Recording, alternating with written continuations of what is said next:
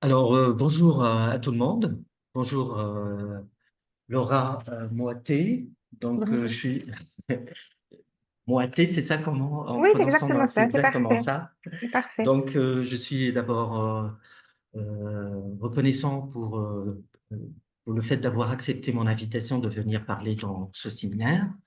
C'est un séminaire qu'on essaye de développer depuis quelques mois maintenant, en parallèle avec la publication de la revue Al-Muqaddamat. C'est une revue de philosophie, de logique, d'épistémologie, trilingue. On y publie des articles en trois langues, l'arabe, le français et l'anglais. Donc, c'est un espace, une sorte de séminaire pour écouter des chercheurs et nouer un dialogue fructueux avec eux et pour vraiment aider les doctorants en particulier, les étudiants, d'abord à bien maîtriser un certain nombre de concepts et de connaissances en philosophie, ensuite de développer leur propre projet, leur propre recherche, de façon qu'ils soient un petit peu ajustés à ce qui se fait dans le monde aujourd'hui. Donc, je te remercie encore une fois, Laura, d'avoir accepté. Je remercie à tous les présents qui ont pris de leur temps pour se connecter ce soir et écouter Laura Moiti, qui va nous parler d'un sujet qui est le suivant. La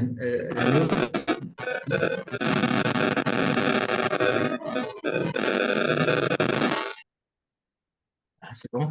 Alors, le sujet, c'est ce soir, noétique médiévale et figure d'Averroès. Le cas de l'imaginatio per intellectum. J'espère que ma prononciation du latin est correcte. Donc, à toi la parole, Laura, pendant 45 minutes. Ensuite, on aura Merci. l'occasion de discuter avec toi. Merci. Mais merci à vous, je suis ravie d'être avec vous ce soir. Je suis très honorée de l'invitation que vous m'avez faite. Donc, je vais effectivement parler d'un concept qu'on trouve chez Averroès, l'Averroès latin, l'imaginatio per intellectum. Je rappelle simplement d'abord des éléments biographiques, mais je pense que c'est tout à fait. Bon, je vais être très rapide parce que je sais que vous êtes des connaisseurs. Donc, Averroès, évidemment, est né en 1126 et mort en 1198. Il est né à Cordoue, mort à Marrakech. C'est un esprit absolument universel. Il est philosophe, il est médecin, il est juriste à la cour des Almohades, il est cadi à la mosquée de Cordoue. Donc moi, je vais surtout m'intéresser aujourd'hui à sa postérité au Moyen-Âge latin. Et cette postérité, on a tendance à la connaître souvent on la désigne par le nom d'avéroïsme, comme s'il existait un courant unifié qui serait le pur héritier d'Averroès. Alors en vérité, ce n'est pas le cas. Et il faut aussi ajouter que la postérité d'Averroès n'est pas systématiquement ce qu'on appelle l'avéroïsme. Donc, il faudrait commencer par opposer Averroès et l'avéroïsme par une histoire de sa réception. C'est-à-dire que certaines thèses d'Averroès qui peuvent sembler extrêmement célèbres ne sont pas nécessairement des thèses présentes chez Averroès, ou en tout cas pas présentes telles quelles. On considère qu'il y a un canon d'avéroïsme qui serait la théorie de la double vérité, le monopsychisme, la négation du libre arbitre, mais c'est loin d'être aussi clair chez lui. Et comme on a eu tendance à lire souvent Averroès par ceux qui parlent de lui, c'est-à-dire ceux qui sont ses défenseurs, mais aussi ceux qui sont ses grands adversaires, par exemple Thomas d'Aquin. On peut considérer que Thomas d'Aquin, c'est le premier, en gros, qui va fixer une doctrine avéroïste en écrivant le fameux traité de l'unité de l'intellect contre les avéroïstes. Il y a aussi un autre élément qu'il faut prendre en compte, c'est que la traduction latine d'Averroès, produite par un homme qui s'appelle Michel Scott, était très très obscure, très difficile à lire, et donc ça a pu occasionner un certain nombre de contresens, ou en tout cas de s'éloigner de la lettre du texte. Et la manière dont on a pu s'élever d'un côté ou revendiquer de l'autre Averroès a contribué à la constitution d'un canon qui a mené à deux séries célèbres de condamnations. D'abord, la condamnation de Tempier en 1277, qui prend beaucoup de thèses avéroïstes et les condamne comme étant parfaitement hérétiques. Puis le Concile de Vienne, qui va affirmer la doctrine selon laquelle l'âme intellective est la forme du corps. Donc là, on est en 1312. Alors, vous le savez bien sûr, hein, ce qu'on appelle l'avéroïsme n'existe pas dans le monde musulman. Il est simplement latin, voire hébraïque. Et ces thèses ne sont pas forcément présentes chez Averroès. En France, en Europe, le dernier mouvement qui va permettre de fixer cette idée d'avéroïsme, c'est c'est Renan, en fait, hein, quand il écrit Averroès et l'avéroïsme. Il va finalement nous dire cette citation extrêmement fameuse, hein, l'histoire de l'avéroïsme n'est que l'histoire d'un vaste contresens. Et donc, on a cette image d'un Averroès qui serait quelqu'un qui interprète extrêmement librement Aristote, dont la doctrine sera ensuite interprétée très librement, quelqu'un qui va nier le surnaturel. On a la distinction qui est aussi le produit de Renan entre un Averroès qui serait le véritable Averroès et un autre Averroès qui serait celui que Jean-Baptiste Brenet, ici présent, appelle l'inquiétant, qui va à la fois là, je fonde un peu mon discours sur une conférence qu'avait fait de Libera sur la question, qui disait qu'il y avait à la fois, c'était quelqu'un qui protestait, enfin, grâce auquel on protestait contre le texte, quelqu'un qui permet l'éclosion, ce qu'il appelait du contresens, et donc de la subtilité. Alors, évidemment, ce qui est difficile, c'est de démêler le vrai et du faux dans ce que l'on attribue à Averroès et ce qu'il a effectivement défendu. Donc, il faudra déjà, au Moyen Âge, faire la différence entre ceux qui sont partisans d'Averroès et qu'on connaît sous le nom d'avéroïstes, et les nombreux auteurs, puisqu'en fait, il y en a vraiment beaucoup, qui vont récupérer des thèses chez Averroès à partir de sa traduction en latine, sans pour autant embrasser des thèses condamnées. Parfois, ils s'en rapprochent. On verra que Pierre Doriol peut être parfois très très proche d'Averroès, mais jamais suffisamment pour être considéré comme étant avéroïste. Thomas d'Aquin, qui est donc précisément celui qui a été censé être le grand adversaire d'Averroès, va utiliser des thèses qu'il trouve chez Averroès. Et moi, aujourd'hui, je voudrais surtout vous parler, alors on y viendra à la fin, après présentation d'abord du concept chez Averroès, je voudrais vous parler d'un auteur franciscain du XIVe qui s'appelle Pierre Doriol. Et cet auteur a été au contact en fait, des avéroïstes en Italie, à Bologne, c'est une ville dans laquelle il a enseigné. Et donc, il a à la fois très bien lu, enfin, il a vraiment beaucoup lu Averroès, mais il a aussi récupéré beaucoup de sa pensée, tout en le combattant, en tout cas de façade. En façade, il a toujours combattu, et dans les faits, si on regarde bien, il y a quand même énormément de choses qui sont présentes. Donc, je vais étudier aujourd'hui la postérité chez ces deux auteurs, chez Thomas d'Aquin d'abord, puisque c'est le premier qui va récupérer ce concept d'imaginatio per intellectum, puis chez Pierre Doriol, cette locution qui est extrêmement paradoxale. Je vais essayer de déterminer ce qui se cache sous ce terme chez l'Averroès latin. On va essayer de savoir ce que Averroès voulait dire par là, l'opération intellectuelle qu'il voulait nommer et ses applications. Donc, très rapidement d'abord, je peux simplement expliquer que cette expression, elle signifie un mode de connaissance qui diffère de ce qu'on appellera au XIVe l'intuition, c'est-à-dire un accès direct et immédiat à l'objet connu, et qui diffère aussi de ce que des grands auteurs latins du Moyen-Âge appelaient abstraction. C'est d'abord Duns Scott qui parlait de ça, hein, qui serait un mode de connaissance média, lui, discursif.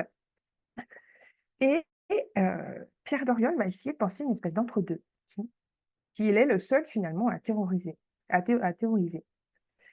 Donc cette idée, c'est absolument, il est certain, et Auriol le revendique, il est certain que c'est chez Averroès qu'il la trouve. Mais il semblerait que Thomas d'Aquin était à la fois, enfin, je pense qu'il a d'abord lu Thomas, qu'il a trouvé ça chez Thomas, et qu'ensuite il allait voir ce que disait véritablement Averroès, puisqu'il va, en fait, il a montré que Thomas n'a pas bien lu, si j'ai bien compris. Donc, je commence d'abord par ce concept d'imaginatio per intellectum chez Averroès. Je vais peut-être partager mon écran de façon à ce que vous puissiez voir les citations. Alors, je suis désolée, elles sont en latin, mais j'ai souligné les passages importants. Hop. Voilà. Alors, donc la thèse selon laquelle certaines opérations intellectuelles appartiennent à ce qu'il faut appeler imaginatio per intellectum va apparaître très très tôt dans l'œuvre de Pierre Doriol. En fait, cette thèse apparaît lorsqu'il écrit son seul traité de philosophie naturelle qui s'appelle le De Principiis. Et ce traité a été écrit lorsqu'il était en séjour à Bologne, donc lorsqu'il était en contact direct et revendiqué, hein, puisque il nous précise bien qu'il est en train de combattre l'avéroïsme. C'est le moment où il commence à parler de ça. Ensuite, ça va traverser tout son corpus. Et il est intéressant de noter que Averroès aussi utilise cette expression dans plusieurs de ses textes, c'est-à-dire qu'on le trouve dans son grand commentaire, mais aussi dans le commentaire de la métaphysique. Elle est utilisée chez Averroès dans divers contextes. D'abord, dans les contextes cosmologiques, mais aussi dans des contextes noétiques. Et Auriol, il va faire exactement la même chose, c'est-à-dire qu'il va parler à la fois de cosmologie, à la fois de théorie de la connaissance. Donc évidemment, il peut sembler inopportun, en tout cas, on s'étonne immédiatement d'utiliser une locution aussi paradoxale. C'est-à-dire que l'imagination, normalement, c'est quelque chose qui n'est pas l'intellect. Donc, déjà, l'expression en elle-même est étrange, puis on pourrait se dire que ça rappelle immédiatement l'idée condamnée de la cogitative comme opérateur intrinsèque de l'intellection chez l'homme. Bien que la référence aux corps célestes qui sont animés par un désir permis par une faculté imaginative pourrait tempérer ça, mais néanmoins, il me semble que dans la pensée occidentale, en tout cas, j'ai jamais vu d'autres références à ce concept. Il y a Thomas qui en parle brièvement, puis Auriol. Donc, je pense que l'expression en elle-même était éminemment problématique. Chez Auriol, le terme d'imaginatio per intellectum va être utilisé pour nier la théorie scotiste de l'abstraction. C'est vraiment son premier rôle. Et donc, ça sera l'opération intellectuelle qui est opposée à l'intuition, mais qui ne sera pas l'abstraction au sens scotiste.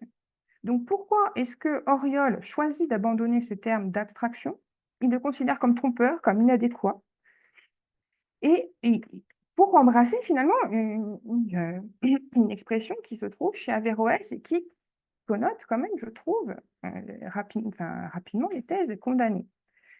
Donc c'est ce qu'on va essayer de comprendre, et je crois que la lecture d'Auriol, que c'est Auriol d'Averroès, est particulièrement fine. Donc cette expression, imaginatio per intellectum, elle naît dans la traduction latine du grand commentaire. Donc cette traduction réalisée par Michel Scott, qui est réputée pour être particulièrement obscure.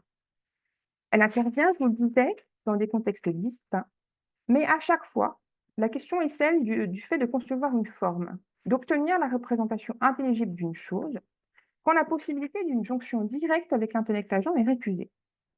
Donc, si la distinction entre imagination et intellect est marquée chez Averroès, absolument marquée, il applique néanmoins cette expression d'imaginatio per intellectum de manière privilégiée aux sphères célestes. C'est-à-dire que ces sphères possèdent une intelligence et un corps, et ces entités sont médiates entre l'intellect agent et l'homme. Cette expression désigne une faculté qui semble à première vue mixte. D'abord, l'impression que c'est mixte, que c'est ni véritablement intellectuel, ni véritablement imaginatif, du moins au sens où l'entendait Aristote qui commente ici. Les êtres célestes ne sont pas de pur intellect et sont par ailleurs dénués de sens.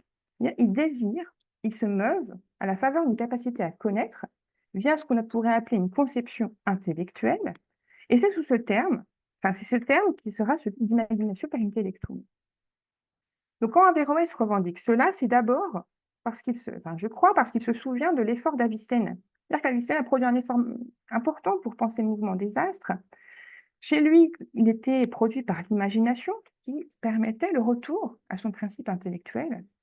Je vous rappelle rapidement que dans la cosmologie avicénienne, l'âme céleste meut la sphère par un mouvement de désir, un désir du retour au principe, parce qu'elle est l'hypostase émanée de l'intellection. Vous vous souvenez de la cosmologie très plotinienne d'Avicenne, donc il y a une hypostase qui est émanée par l'intellection de la nécessité par autrui. Il appelle ça comme ça, Avicenne. Cette intellection conduit à l'émanation d'une entité qui est incomplète, qui souffre d'un manque. Et Avicenne nous dit que dès lors, puisqu'elle souffre d'un manque, elle est atteinte par le désir, l'amour qui la porte vers ce qui n'est pas encore réalisé en elle, vers sa perfection. Et donc, ces âmes célestes désirent, donc se meuvent, et elles se meuvent parce qu'elles sont liées à un corps, le corps des sphères célestes, ce qui implique qu'elles ne sont pas des êtres purement intelligibles. Comme elles sont mêlées de matière, mais une matière céleste, ce mouvement ne sera pas causé par un acte intellectuel, mais par un acte d'imagination. Donc, Averroès va reprendre, grosso modo, ces principes cosmologiques, mais il va affirmer que les sphères célestes ne peuvent tenir l'origine de leur mouvement que de l'abstraction d'une forme intelligible. Et ces formes ne peuvent appartenir qu'à des intellects, dans la mesure où elles sont séparées. Donc, de ce fait, il faut penser un principe capable d'expliquer comment un corps même céleste peut concevoir la forme qui l'attire sans pour autant la saisir sans médiation, n'étant pas un pur intellect, et ne pouvant occasionner la jonction par le recours à une image qui serait reçue des sens. Normalement, soit vous recevez une image des sens et elle remonte jusqu'à la cogitative, puis jonction, soit la jonction est directe quand vous avez l'intellect en acte. Là, aucun des deux schémas n'est possible. Et donc, c'est dans ce contexte que va apparaître chez Averroès le terme d'imaginatio per intellectum dans la traduction de Michel Scott. Donc, je vous ai donné hein, cet extrait, la première citation. Donc, le principe du mouvement des astres et l'imagination per intellectum. C'est très difficile à traduire. Donc, ces quelques lignes sont tout à fait importantes et elles vont fournir des éléments qui sont déterminants pour expliquer ensuite la réception d'Oriol et de Thomas de cette expression. Donc, dans cette citation, il semble que l'imaginatio per intellectum s'oppose à l'intellection simple, permise et produite par les formes séparées. Elle est une opération pensée par opposition à la simplicité des actes intellectuels produits à l'étage supérieur de la hiérarchie ontologique, ce qui laisse présager l'une des raisons pour lesquelles Oriol choisit de l'opposer à l'intellection par intuition. Averroès, quand il cite Aristote, il mentionne une différence entre l'un et le simple. Le simple est lié au comment, au mode d'acquisition de la chose, qui s'oppose ici à la division et à la composition, et l'un, lui, est lié à la mesure, ce qui peut peut-être s'entendre par la mesure de l'être. En gros, plus un être est un, plus il est capable de simplicité dans l'opération cognitive.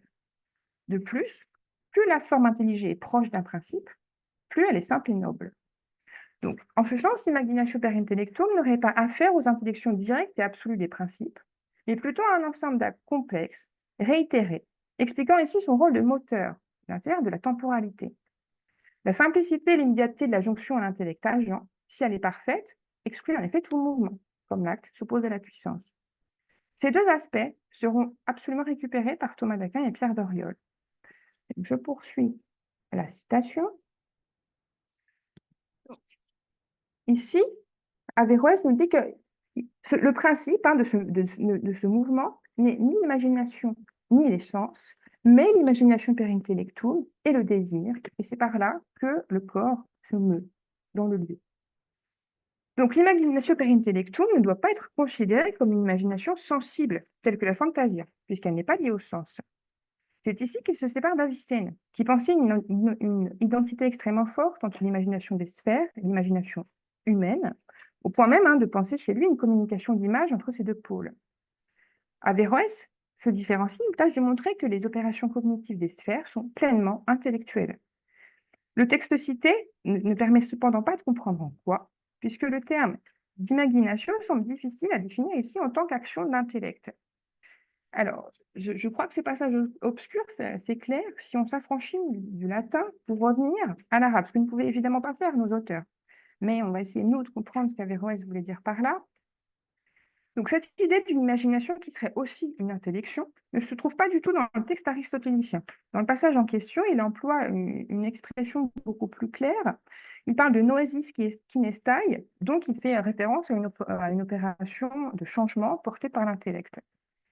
Certes, évidemment, il y a du mouvement, puisque c'est un changement. Il y a donc de la puissance, mais ce n'est pas contraire à l'orthodoxie aristotélicienne. Et donc, on ne comprend pas très bien pourquoi on se retrouve avec ce terme d'imagination dans le texte latin. Et en vérité, si on observe ce que dit Averroès, le texte arabe n'est pas plus ambigu que l'original grec. C'est-à-dire qu'en arabe, alors vous demandiez de vous pardonner pour votre latin, je vous demanderai de me pardonner pour mon arabe. Le terme qui est présent en arabe, c'est tasawwur bil aql. Donc, c'est une conception intellectuelle. Taylor, il va traduire ça par intellectual conceptualization, ce qui rend beaucoup mieux, en fait, la racine arabe, soura, littéralement forme, et qui va donner conception tasawwur. Donc, en arabe, je vous l'explique, vous le savez bien sûr, la conceptualisation, elle est distinguée de l'assentiment. Donc, on distingue tasawwur de tasdik. La conception, c'est l'acte par lequel une forme est reconnue, et cet acte précède toutes les opérations discursives qui seront liées à la logique, à la composition, à la division. Et selon Averroès, l'assentiment, ensuite, est immédiat si l'esprit reçoit la chose en tant que connue. L'opération consistant à lier les concepts en leur attribuant une valeur de vérité peut succéder à cet assentiment. Donc, à première vue, cette locution ne semble pas du tout liée chez Averroès au sens interne. Le terme acte renforce cette interprétation puisqu'il signifie intellect. Mais je crois qu'il faut le tempérer, puisque le contexte ici de l'extrait indique qu'il est question des astres, et le problème est celui de la cause de leur mouvement, donc en association avec leur matérialité. Donc, comment les êtres célestes, s'ils sont de pures intelligences, peuvent être également des corps célestes? Quel est leur mode d'intellection? Si Avicenne pensait ces astres comme des êtres cogitants par l'imagination sensible pure, ce n'est pas le cas chez Averroès, qui les pense comme des intellects doués de corps. Et donc, il semble que selon Averroès, cette possession d'âme et corps est différente et se fait sous un autre mode, ce qui explique pourquoi il emploie cette expression difficilement traduisible. Alors, je suis allée voir d'autres extraits d'Averroès pour essayer de mieux la comprendre. Alors, j'arrive au grand commentaire. Alors, ça, c'est pas très intelligent ce que j'ai fait. Bon, de toute façon, il faut simplement voir l'apparition du terme. Donc, en fait, dans cet extrait, Averroès fait une typologie des passions et il essaie de montrer que certaines peuvent être attribuées à l'âme en tant qu'elle possède un corps, ce qui est le cas du désir, et ce qui explique que les astres possèdent un corps leur permettant de s'acheminer par le mouvement vers leur principe. Mais la précision précédente permet de mieux cerner ce qu'il en est de ce corps, dans la mesure où l'imagination intellectuelle n'a pas ici, dans la citation, enfin, il nous précise qu'il n'a pas besoin du corps. Il y a une distinction entre avoir besoin du corps pour que la puissance s'exerce et ne pas avoir besoin du corps pour que la puissance s'exerce. Donc ici, l'acte de conception est autonome. Il ne semble pas avoir besoin d'une représentation sensible pour avoir lieu, mais serait plutôt l'image, sous la forme d'un concept, d'un intelligible émané de l'intellect agent constituant le moteur du désir. Cette représentation, elle attire l'astre et permet donc son mouvement, puisque tout désir est tributaire à une représentation préalable. Donc si l'âme a besoin du corps pour que le désir devienne mouvement, elle n'a néanmoins pas besoin de lui pour recevoir la représentation qui cause ce mouvement. Le terme de représentation intellectuelle rend donc mieux la pensée d'Averroès que celle d'imagination intellectuelle. Cependant, la traduction de l'arabo-latin, à partir de laquelle Auriol et Thomas travaillent, ne permettait pas du tout de le déterminer. Donc, alors, je vous passe les détails, mais je crois qu'en fait, en consultant d'autres passages du grand commentaire, il aurait été possible de s'acheminer vers cette déduction, mais ça n'a pas été le cas. En tout cas, il semble indubitable que l'imaginatio per intellectum est pour Averroès une intellection au sens plein du terme. C'est-à-dire que ce n'est pas du tout une opération d'incogitative. Ce n'est pas une opération d'imagination comme capacité à composer et à diviser les formes qui sont d'abord issues de la sensibilité. Il nous le dit, Averroès, hein, dicitur intellectus larghe, donc c'est l'intellect au sens large. Alors, je resitue ce passage puisque, en fait, dans ce passage, Averroès nous fait une distinction entre, dans le cadre de l'intellection, hein, entre un exercice qui serait un exercice démonstratif et un exercice qui serait déclaratif. Et en fait, l'imaginatio per intellectum, c'est lié à cet exercice déclaratif. Elle possède aussi chez lui un sens que l'on pourrait considérer comme étant, enfin, en traduisant grossièrement peut-être, hein, celui de faire concevoir. Dire que, en ajoutant un certain nombre de lieux hein, dans lesquels apparaît cette expression chez Averroès, en fait, on peut à terme, je crois, distinguer deux sens de l'imaginatio per intellectum. Dans un premier sens, le sujet qui en fait usage conçoit intellectuellement quelque chose, mais cette conception n'est pas réalisée à la faveur d'un exercice démonstratif d'ordre logique. Il ne s'agit pas non plus du cas d'un intellect inhabito qui parviendrait à l'acte. Au contraire, des représentations imagées, des discours et des techniques permettraient cet acte intellectuel, qui en demeure un, mais qui n'est pas l'intellection parfaite. Ainsi, les sphères célestes, quand elles sont animées par les représentations qui conduisent leur désir, provoquent des intellections grâce à leurs facultés représentationnelles, bien que ces représentations ne soient pas tributaires des sens. Et donc, en ce sens, on pourrait considérer que ce processus intellectuel est à mi-chemin entre l'intellection pure, produite par un intellect en acte, et celui auquel l'homme se livre quand les contenus sensibles sont transmis à la cogitative qui opère la jonction avec l'intellect agent. Donc, le support est une représentation, mais n'est pas reçu du sensible. La jonction s'opère par un effort de conception. Et donc, ce deuxième sens serait en fait le corollaire du premier. Lorsque l'homme se livre à un discours et qu'il utilise des moyens détournés comme l'image, la métaphore, la rhétorique, il peut provoquer l'intellection d'un tiers. La représentation à l'origine de cette intellection n'est pas issue d'un donné sensible, mais déjà en un sens, bien que non parfaite, intellectuel. Le discours est produit par le langage et les techniques proviennent de l'expérience au sens de l'accumulation de souvenirs. Ces éléments supposent déjà un socle. Et donc, l'imaginatio per intellectum peut signifier aussi chez Averroès cette capacité, possédée par les sphères célestes comme par l'homme, de concevoir par le biais d'une représentation qui n'est pas ou plus une sensation. Ça, Auriol, en tout cas, il est certain que c'est sa lecture d'Averroès. Et c'est par là qu'il va utiliser le sens. Enfin, c'est ce sens-là qu'il va retenir, en fait, dans sa conception si originale de la noétique et ensuite de la théologie, parce que le grand lieu dans lequel il emploie cette expression, c'est d'abord la théologie.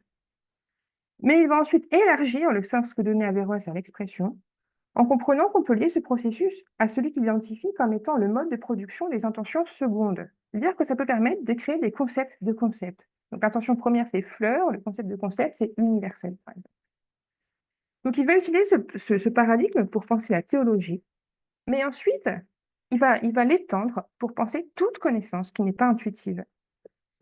Donc l'imagination per intellectum viendra désigner un spectre de connaissances qui a pour critère premier celui d'être réflexif. Dès lors, la distinction que faisait Averroès entre exercice déclaratif et exercice démonstratif sera complètement résorbée chez Auriol, qui attribuera en fait ces deux capacités à l'abstraction en général. La sagesse, mais aussi la science, seront toutes sous l'égide de l'imaginatio per intellectum. Donc Auriol, je crois, ne s'est pas totalement mépris en lisant Averroès. C'est-à-dire qu'il n'a jamais pensé, par exemple, que l'imaginatio per intellectum était une imagination. Cela peut apparaître de manière plus prégnante. Je vais peut-être avancer un petit peu pour en venir à Thomas d'Aquin, peut-être. Ouais, je vais avancer parce que je ne vais pas avoir le temps sinon de finir. Alors, je vais essayer de montrer que chez Thomas, en fait, la lecture est très, très différente. C'est-à-dire que... oui, alors, bon, j'avance, pardon. La lecture d'Averroès que produit Auriol n'est pas du tout la même que celle que va produire Thomas. C'est-à-dire que Thomas va considérer que l'imaginatio per intellectum est synonyme d'intellection simple, simplex intellectio. Et donc, il va l'opposer à l'opération de composition et de division qui lui succéderait. De ce fait, Thomas va l'associer à la saisie des quidités. Et en aucun cas, il ne va penser, par exemple, la question de l'intellection des corps célestes, qu'il n'a pas du tout commenté cet usage. Et pour Thomas, l'imagination per intellectum, c'est d'abord l'opération que peut conduire l'intellect sans le secours des puissances de l'âme. Ce qui demeure assez étonnant en fait chez Thomas, puisque c'est quelqu'un qui est particulièrement attaché au sens interne. Mais en fait, c'est peut-être la raison très simple pour laquelle Thomas va abandonner cette expression. C'est une expression qui va apparaître, puis disparaître de son corpus. C'est vraiment une espèce d'apparition, et puis mais l'endroit où elle apparaît, il va considérer qu'elle est équivalente à la simplex apprehensio, donc celle qui survient avant toute investigation ultérieure quant à la chose et qui provient de la lumière naturelle. Donc il s'agit d'une connaissance immédiate et évidente des principes, bien que non niée. Par exemple, celle déterminant que le tout est plus grand que la partie. Auriol se situera donc ici aux antipodes de la pensée thomiste et vraisemblablement, je crois, plus proche de la lettre d'Averroès. Pour Thomas, l'imaginatio per intellectum est ce qui est le plus proche de l'intuition. Alors, il ne théorise pas l'intuition, mais c'est ce qui pourrait sembler pour nous le plus proche de l'intuition, puisqu'elle n'est pas discursive. Donc, se situe pour lui avant le jugement, avant le raisonnement. Donc, certes, la conception pour Averroès est intellectuelle et immédiate. Mais si l'imaginatio per intellectum s'applique selon lui en premier lieu aux sphères célestes, c'est avant tout pour signifier que ce mouvement intellectuel ne repose pas sur une primo-conception, mais sur un contenu déjà d'ordre intellectuel, ce qui permet à Auriol d'en déduire que cette intellection permet l'obtention d'une intention seconde. Thomas, je crois, a certes compris que, pour Averroès, l'imaginatio per intellectum est une intellection qui ne cite pas l'essence. Mais Averroès ne la met pas en balance avec le caractère discursif de la connaissance, simplement avec la démonstration. De plus, selon le commentateur, ce mouvement intellectuel est quelque chose que l'on provoque et qui existe pour l'homme par le truchement du langage, notamment la poésie. Dès lors, ça ne désigne pas chez Averroès les signes de l'intellection, comme Thomas le pense en corrélant cette dernière à l'intuition, ce qu'on pourrait appeler intuition, ce qui paraît assez clairement, je crois, là, pardon, ça corrige, dans l'extrait suivant.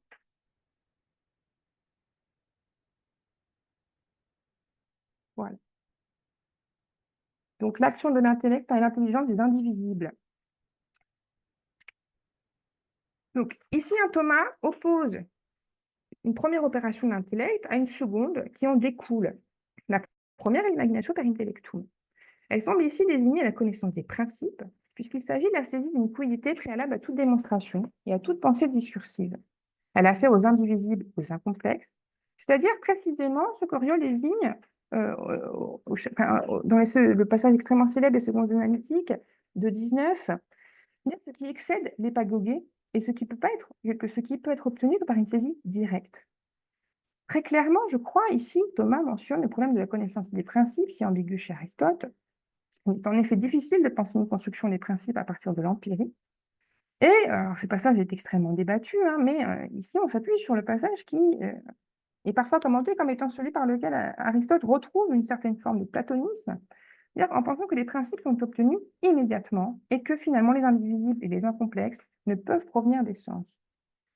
Identiquement, ici, Thomas fait appel au concept d'imagination per intellectum pour l'opposer à la ratiocination qui en dépend. Il n'est donc pas étonnant que l'occurrence de cette expression intervienne précisément lorsque Thomas commente les secondes analytiques qui revendiquent, tout en finissant par le nier, un empirisme total, ni que Thomas, théoricien qui est, semble-t-il, le plus attaché à la conversion au fantasme, choisisse finalement de l'abandonner, puisque cette conception de l'intellection semble contrevenir de manière forte au requiem de sa noétique. Une seconde occurrence chez Thomas permet de constater qu'il va corréler l'imagination per intellectum à la saisie par l'intellect de la quiddité, par opposition à l'opération d'un sentiment. Là, on est dans le de veritate. Pardon. Et il cite, je cite à la fin, vous voyez que les Arabes, cette première opération de l'intellect l'appellent l'imagination per intellectum. Et alors ça, je ne le commenterai pas, mais c'est extrêmement intéressant. On appelle aussi la fides. Ça, c'est une autre façon aussi d'aborder ce concept on appelle la foi. Donc, l'imagination per intellectum a trait à la saisie des quiddités, à la formation des quiddités simples. Donc, nous pouvons conclure que Thomas appelle imagination per intellectum ce que Pierre appelle intuition. Il s'agit de la première opération de l'intellect, mise en balance avec une seconde qui compose et qui divise, offrant la possibilité d'une pensée propositionnelle qui affirme et qui nie. Dès lors, selon Thomas, cette proposition ne permet aucune attitude propositionnelle, par exemple la croyance. Ces attitudes nécessitent la discursivité et l'assentiment succède donc à cette opération. Il n'est pas possible d'assentir à la saisie d'une quiddité. Donc l'imagination per intellectum n'est pas immédiatement liée à la vérité en ce qu'elle a besoin pour devenir conformité entre la chose et l'intellect de l'opération qui lui succède. La foi, dont il est ici question, provient de cette seconde opération. Et Oriol, ça s'en souviendra très bien en opposant l'imagination per intellectum et foi, et pour des raisons très différentes, à partir de fondements très distincts. J'en viens maintenant au commentaire des sentences de Pierre d'Oriol pour... Voilà. Alors, chez Oriol, je vous l'expliquais, hein, le terme d'imagination apparaît très très tôt. Donc, dans son De Principia, je n'ai pas tiré de citation parce qu'il s'agit vraiment là de questions cosmologiques, donc j'essaie d'en venir très, très vite à la question en fait, de la noétique pure et dure. Elle intervient dès le prologue de son immense commentaire des sentences et elle est absolument fondamentale puisque c'est par ce concept qu'Oriol va penser à la théologie. C'est-à-dire que le prologue s'interroge sur le statut de science de la théologie. Est-ce que la théologie est une science? Et c'est grâce au concept d'imagination per intellectum qu'il va y répondre. C'est-à-dire qu'il va nous dire que la théologie est un habitus déclaratif. Et dans la mesure où cet habitus est déclaratif, il est chez lui une science imaginative. Alors évidemment, ça semble extrêmement étonnant de dire que la théologie est une science imaginative. Alors, l'imaginatif tient pour lui du discursif. Et donc, ce que je voudrais essayer d'expliquer, c'est la relation qu'il pose entre la discursivité et l'imaginatio per intellectum. Il l'exprime très clairement dès le proemium dans la citation que je vous ai donnée. Donc, tout habitus qui permet de mieux imaginer par l'intellect, en dehors de toute adhésion, donc en dehors de tout assentiment, est un habitus déclaratif. Donc ici, cet habitus déclaratif, c'est ce qui, antérieurement à tout assentiment, permet d'imaginer par l'intellect, c'est le terme qu'il emploie, donc d'une manière plus efficiente. Ce propos immédiatement sibyllin est corrélé chez Auriol à une double référence tirée du corpus d'Averroès. Le commentaire de la métaphysique, donc celui que je vous ai cité, et celui De Anima. C'est immédiatement sous la tutelle du pouvoir douant qu'est théorisé cet habitus. Auriol privilégie une expression issue d'une réflexion cosmologique, dont l'enjeu était d'abord de penser la manière dont un corps en mouvement pouvait intelliger l'unité immobile du principe pour penser la théologie, et complète ainsi la définition, fréquente dans son ordre, d'une théologie pensée comme étant un habitus. Donc, Auriol précise que l'imagination per intellectum n'est pas l'imagination comme sens intérieur, évidemment. Bien que cette proximité avec le mode de connaissance et cette faculté de l'âme soit rapidement affirmée, en fait, il le pense par analogie. Le premier est le modèle de la seconde. L'imagination per intellectum n'est pas un mode de connaissance qui permettra un assentiment immédiat à la chose conçue, ce qui s'avérera absolument capital chez lui, mais elle semble d'abord s'énoncer comme une espèce d'adjuvant à la saisie d'un objet, ce qui permettrait de mieux le penser. Donc le but de cet habitus, c'est de permettre de croire, il nous le dit, ce que l'homme ne peut clairement saisir, ne peut vraiment comprendre, qu'il le croit pourtant de manière ferme, voilà, crédit firmissime, qu'il le croit de la manière la plus ferme que c'est vrai. Donc il semble que ce soit la condition préalable à toute adhésion. Lorsque l'objet connu ne peut pas être clairement intellectualisé, on n'est pas encore clairement intellectualisé. D'abord, cet habitus semble s'opposer au savoir et est conçu comme une espèce de palliatif. C'est ce qui permet de croire quand on ne peut pas connaître. La proximité avec les propos d'Averroès ici semble être que cette imagination intellectuelle est théorisée par un secours intellectuel lorsque l'intellection pure, parfaite, n'est pas possible, et que l'immédiateté du passage à l'acte dans l'intuition doit être troquée contre la médiateté d'une puissance en mouvement. L'imagination per intellectum, elle possède donc un rôle de clarification, et lorsqu'elle s'applique à des objets inconnus ou inconnaissables, elle doit conduire aux conditions d'un assentiment, permis par une croyance que l'on estime vérace. Il va ensuite expliquer longuement dans son proemium ce qu'il entend par ce fait de mieux imaginer par l'intellect. Alors, selon sa méthode, néanmoins, il le fait. Auriol, il a tendance à. Il décrit assez peu. Il décrit plutôt les causes de son affirmation. C'est-à-dire qu'on sait plus pourquoi il en parle que ce dont il parle véritablement. Donc, il va nous expliquer pourquoi il utilise ce concept. D'abord, il nous dit que l'imagination per intellectum est absolument nécessaire parce que on voit tous que la plupart du temps, on ne comprend pas les termes dont on parle. C'est-à-dire qu'on emploie les termes, mais on ne parvient absolument pas à saisir le signifié derrière le signifiant. On ne parvient pas à saisir les prédicats du concept. On ne sait pas quelle est la quiddité de l'être désigné par le nom. Donc il faut absolument faire usage de l'imagination per intellectum. La deuxième raison, c'est que l'intellect ne peut pas croire simultanément en des propositions qui s'opposent. Selon lui, c'est à cause d'une faiblesse en fait de l'intellect. L'intellect est trop faible pour parvenir à croire en deux propositions qui s'opposent, alors même que certaines vérités reposent sur une opposition patente, par exemple celle qui affirme que Dieu est un et trinal. Troisième raison, selon lui, il est nécessaire d'utiliser l'imagination per intellectum parce que la rhétorique, il mentionne vraiment le terme de rhétorique, permet de comprendre les choses compliquées. C'est-à-dire que quand c'est difficile, et là, il cite Aristote, il cite Averroès, il nous dit qu'il est absolument nécessaire de faire usage de rhétorique. Donc ici, cette habitude, la théologie est liée à la rhétorique.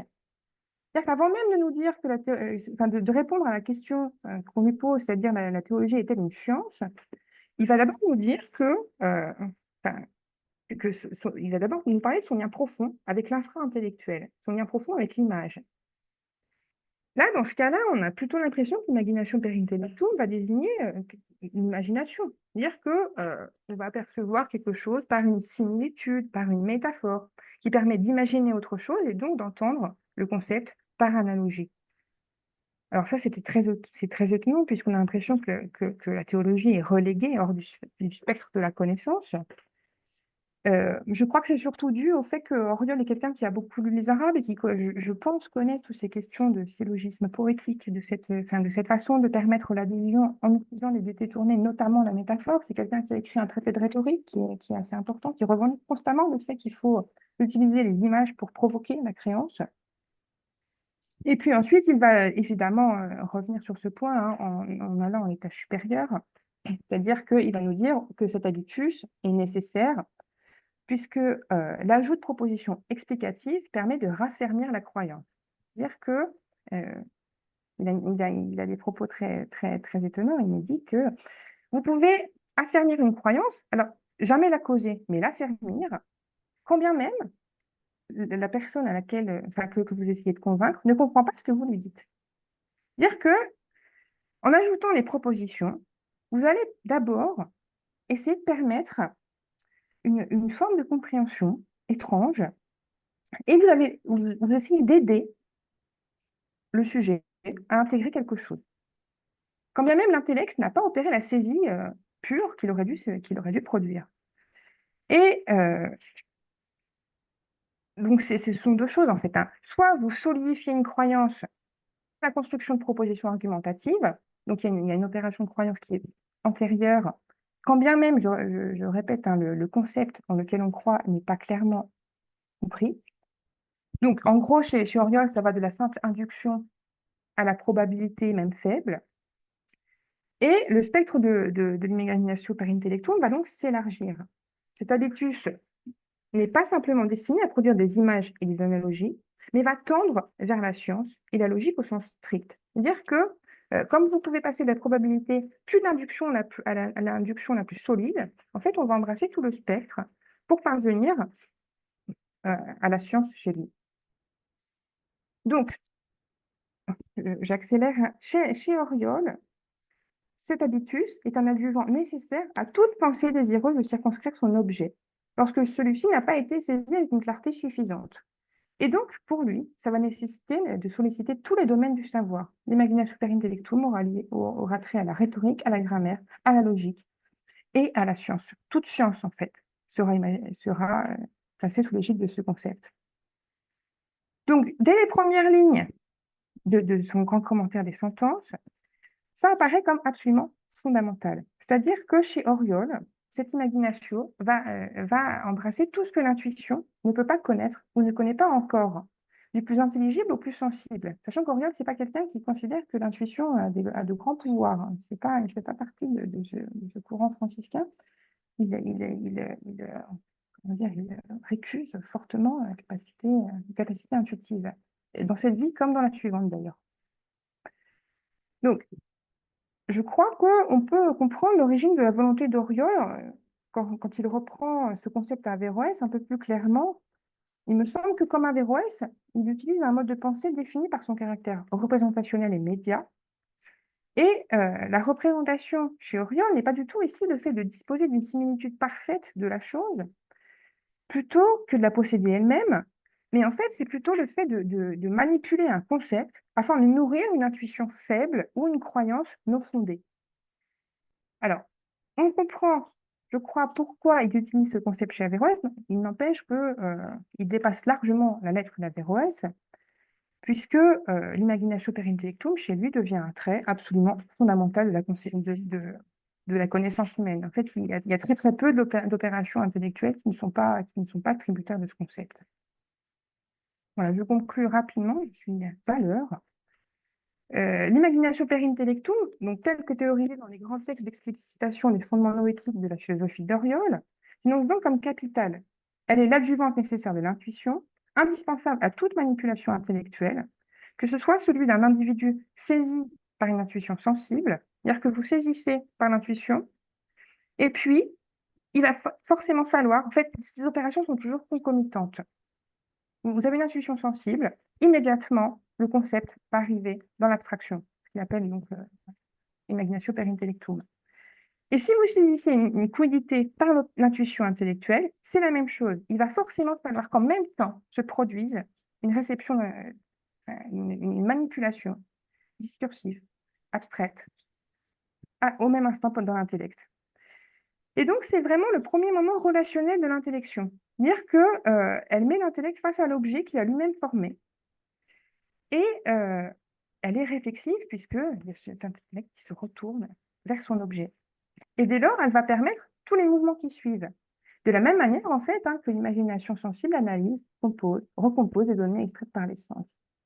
Donc, l'imagination superintellectuelle va nourrir le concept par des opérations de comparaison. Elle va former les propositions qui sont susceptibles d'être vraies. Elle va bâtir ensuite les raisonnements. Elle a vraiment un rôle, du début à la fin de la chaîne noétique.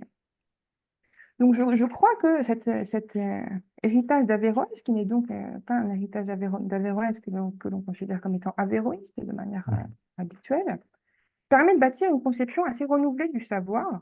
Et ce n'est pas du tout ce qui a valu finalement à Auriol sa célébrité au XIVe, mais c'est peut-être ce qui, à l'heure actuelle, pourrait nous intéresser au XXIe, je crois, puisque sa façon de concevoir la connaissance est tout de même particulièrement, il me semble, novatrice.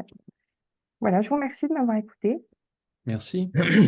Merci Laura. Donc c'était vraiment une conférence très pointue, hein, du moment déjà une maîtrise de pas mal de choses. Donc c'est comme si c'était une activité de sciences dures, on peut dire, hein. La philosophie médiévale, c'est pas quelque J'espère chose. que c'était pas C'était très soporifique. non, c'était très clair, mais il faut vraiment être, je pense, soit spécialiste, soit bien formé sur ces questions-là pour pouvoir vraiment. En tout cas, pour ma part, j'ai beaucoup appris ce soir et j'ai beaucoup profité de cette conférence pour approfondir beaucoup de choses et surtout conclure que vraiment notre connaissance sur l'autre rive de la Méditerranée, d'Averroès, n'est pas assez complète et demande à être à retravailler encore, être travaillé. Surtout que personnellement, dans notre université à Caron, on n'enseigne pas Averroès, c'est-à-dire sur tous ces aspects, on peut dire cognitifs ou liés, épistémologiques, liés à la théorie des facultés ou à la théorie de la connaissance. Et on s'arrête sur des choses un peu superficielles, c'est dommage, alors qu'il y a une dynamique vraiment réelle, comme tu as réussi ce soir à mettre en avant. Le débat est ouvert et la parole est à la salle s'il y a des questions. Personnellement, j'ai une petite question Bien sûr. pour démarrer, c'est-à-dire le rapport de ce concept à la théologie. Ce serait vraiment quelque chose d'intéressant Alors, à investir, je crois. Comment on peut faire le rapport entre, on peut dire, la théologie ou la position négative d'Averroès par rapport à la théologie et on peut dire l'importance, presque l'interdisciplinarité de ce concept d'imaginatio per intellectum qui presque qui couvre toutes les formes de savoir dans la hiérarchie générale. Je ne sais pas si... Euh, si, alors en vérité, Auriol ne va pas du tout utiliser comment dire, les théories d'Averroès sur la théologie pour penser, lui, la théologie. C'est-à-dire que lui, il a d'autres adversaires. Et s'il récupère le concept d'imaginatio per intellectum, ce n'est pas pour autant qu'il embrasse d'autres thèses, en fait. Pas du tout. Néanmoins, il a une conception de la théologie qui est assez, assez étonnante, puisque finalement, il la considère comme étant presque inutile. C'est-à-dire que pour lui, il y a deux possibilités. Soit vous êtes déjà croyant, et donc la théologie va peut-être permettre de raffermir, peut-être de mieux, il ne dirait même pas comprendre, parce qu'il considère que certaines vérités sont absolument incompréhensibles, mais en tout cas de disposer d'un socle de connaissances un peu plus étendu, mais pas beaucoup plus en fait. Il considère surtout que la théologie n'a absolument aucun rôle pour ce qui concerne les gens qui ne croient pas. C'est-à-dire que vous ne pourrez jamais, jamais D'accord. convaincre. Alors évidemment, la foi a toujours été une vertu théologale et donc une vertu que vous ne pouvez pas obtenir par un effort, hein, elle tombe. Mais il va aller beaucoup plus loin que ça, et il est presque pascalien en ce sens, hein, c'est que la théologie ne convainc personne, elle n'a pas le pouvoir de convaincre. Donc, elle a un rôle de clarification uniquement destiné à ceux qui croient déjà, en fait. Et pourquoi est-ce qu'il utilise le concept d'imaginatio per intellectum pour la pensée? Parce qu'en fait, c'est précisément le rôle noétique de l'imaginatio per intellectum. C'est-à-dire que soit vous avez une quiddité dans l'esprit, mais pour lui, comment expliquer ça? Elle est complètement close. Et donc, si l'intuition vous a permis d'obtenir une quiddité, il va falloir la dérouler de façon à savoir ce qu'il y a dedans, avant de pouvoir l'utiliser dans des propositions. Et l'imagination per intellectuum, c'est ce qui va permettre ça, c'est-à-dire vous allez décomposer les prédicats, vous allez comparer avec euh, d'autres quiddités pour mieux comprendre, puis vous allez pouvoir former des propositions, ça c'est pareil, ça se passe dans c'est cette comment dire, puissance monétique qui est utilisée pour bâtir des propositions. Et donc finalement, c'est un peu ce que fait le théologien quand il veut expliquer que Dieu est un et trine. Sauf qu'il ne pourra pas convaincre. Voilà. D'accord, merci. Alors, Jean-Baptiste? Oui, merci parce que je vais vraiment devoir partir après. Donc Voilà. d'abord, Laura, grand merci. Hamdi, merci d'organiser tout ça. C'est évidemment passionnant puisque vous avez dit c'est très précis. C'est passionnant ces questions de traduction et puis les effets que ça a eu. Mais voilà, mais c'est une série de remarques plutôt que de questions. Avec plaisir. Parce que voilà comment moi je vois les choses. C'est-à-dire que Mhm. euh, en fait, c'est d'abord un problème de traduction. Et Oui. la question, c'est de savoir si la traduction, quand elle est infidèle ou un peu équivoque, est-ce qu'elle produit un effet ou pas? Parce que Mhm. parfois, il y a des mauvaises traductions de l'arabe, mais ça sert à rien de dire que c'est une mauvaise traduction de l'arabe. Ça a eu un effet dans le monde latin passionnant qu'on n'aurait pas imaginé Averroès ou l'arabe en question.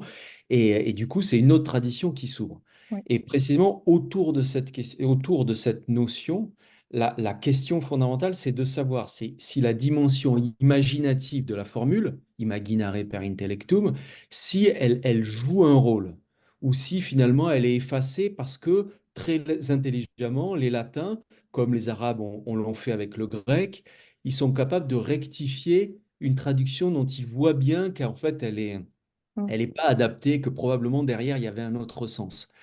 Parce que, évidemment, quand on fait de l'arabe et quand on est un peu familier de ces textes-là, on sait bien que imaginari, c'est une traduction de l'arabe tasawwara ou imaginatio de tasawwur. Et pourquoi Averroès dit le tasawwur bil aql? Pourquoi il dit ça? Parce qu'il dit il y a plusieurs représentations. On peut se représenter par le sens, on peut se représenter par l'imagination, on peut se représenter par l'intellect. Et donc, à chaque fois qu'il dit tasawwur par l'intellect, c'est pour dire, en fait, concevoir au sens produire des concepts.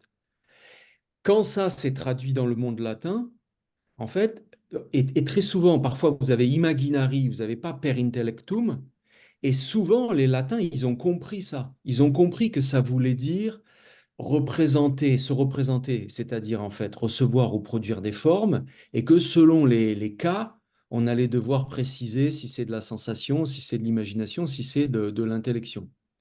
Ce qui veut dire que très souvent, en fait, dans les commentaires latins de gens qui lisent Averroès, finalement, cette notion, elle n'a rien donné parce que ils ont compris, comme vous l'avez très bien dit, en fait, ils ont pas insisté sur le côté imagination parce qu'ils ont vu que c'était pas ça. Thomas d'Aquin, par exemple, il dit parfaitement, imaginatio per intellectum, c'est la formatio de l'intellect, c'est-à-dire c'est la conception, c'est-à-dire c'est la production d'un concept. Mhm. Alors, la question, c'est de savoir si tout le monde a fait ça ou pas. Et quand vous parlez d'Oriol, j'ai oublié ces textes d'Oriol, et que vous introduisez la question de la rhétorique, là, c'est intéressant parce que du coup, c'est faire jouer la rhétorique, c'est un moyen de retrouver la dimension un peu imaginative de la conception. Alors, je ne sais pas jusqu'où ça va, je ne sais pas jusqu'où ça le singularise, mais sinon, j'ai l'impression que la formule est magnifiquement équivoque, mais je ne sais pas, c'est la vraie grosse question de votre intervention, je ne sais pas si ça a ouvert une vraie tradition latine alternative, très singulière ou pas. Moi, j'ai l'impression qu'en fait, le plus souvent, les latins, ils y ont vu la première opération logique, c'est-à-dire conception, avant le jugement, l'assentiment et la fides et la credulitas, tout ce que vous voulez, c'est-à-dire le tasdiq. Donc, Oui. tasawwur, tasdiq.